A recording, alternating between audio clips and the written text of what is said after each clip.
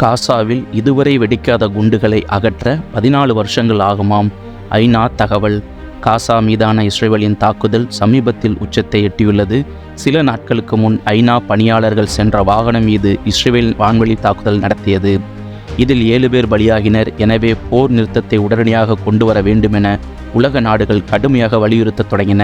இதுநாள் வரை இஸ்ரேலுக்கு ஆதரவாக நின்ற அமெரிக்கா கூட போரை உடனடியாக நிறுத்த வேண்டும் என்று கூறியது.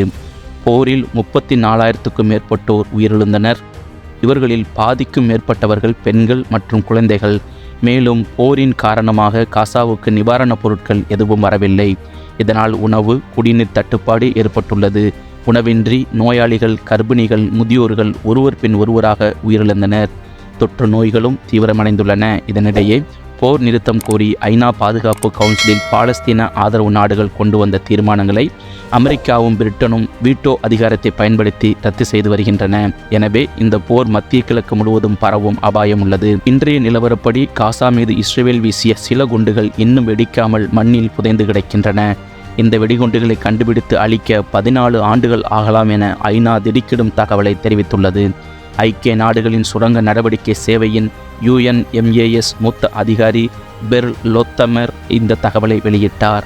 இஸ்ரேலின் போரினால் காசாவில் 37 டன் குப்பைகள் எஞ்சியுள்ளதாக அவர் கூறினார்.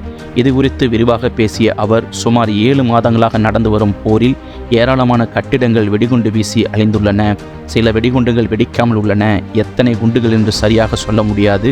வெடிக்காத ஒவ்வொரு போரிலும் 10% வெடிகுண்டுகள் வெடிக்காமல் இருக்க 7100 ட்ரக்குகளுடன் வேலை செய்ய தொடங்கினாலும் 50,000 நாட்கள் ஆகும் இந்த வெடிகுண்டுகளை அகற்ற என்றார். இதனால் இன்னும் எத்தனை உயிர் பலியாகப் போகிறது என தெரியவில்லை.